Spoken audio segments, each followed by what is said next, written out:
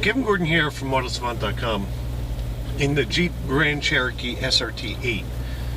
The reason I've been really interested to drive this is because we had a chance to spend a full week with a Mercedes-Benz ML63, and some of the questions and comments we got were around how it compared to this. You know, something that's $25,000 or $30,000 cheaper.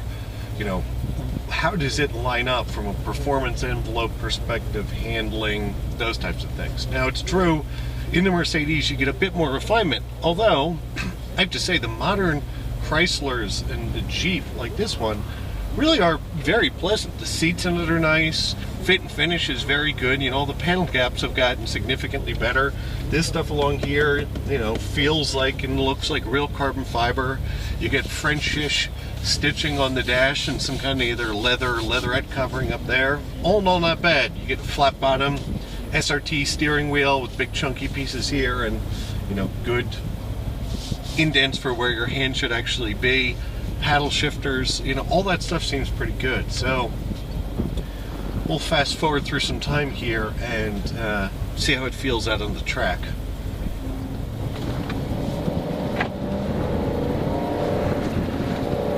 So the SRT8 Grand Cherokee has selective ride control. And get some windows open here. Apologies. Which means that the suspension and we've got it set to track now, considering we're on a track, goes to full compression and full rebound. It stays there unless it sees some kind of event where it thinks it needs to soften things up, or in our case that's probably never going to happen. The transmission goes to full on mode from a shift force perspective, and it seems like it does a pretty nice job.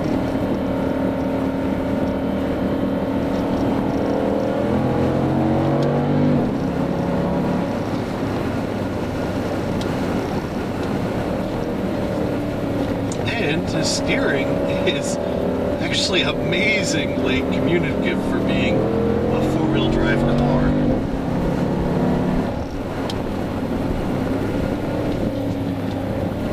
So, initial impression has to be that actually, from an on-track perspective, as ridiculous that is when talking about an SUV, the SRT8 is a good match for ML63. I would say that the ML, with its new twin turbocharged V8, has more ultimate grunt and actually runs through its rev range a bit more friendly.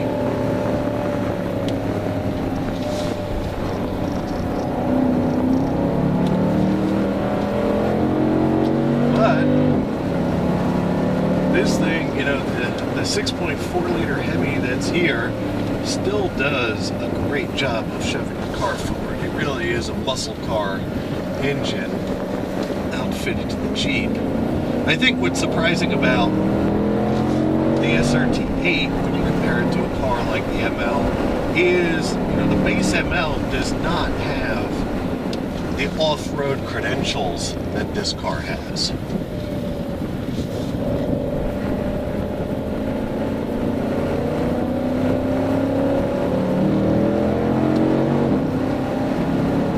This car in its base form with all the off-roady stuff is really an amazingly capable vehicle, where the ML, you know, works off-road, but let's face it, it's not going to do quite what this does.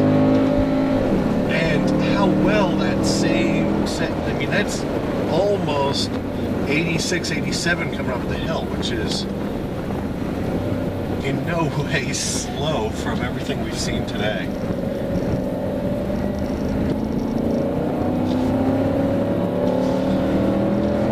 I think if you really don't mind how much money you spend on gas, and you want something that's a bit of a jack of all trades in the sports car, wagon, SUV market, this is a pretty interesting choice. As usual, Kevin Gordon from MotorSavant.com. Looking forward to talking to you guys soon.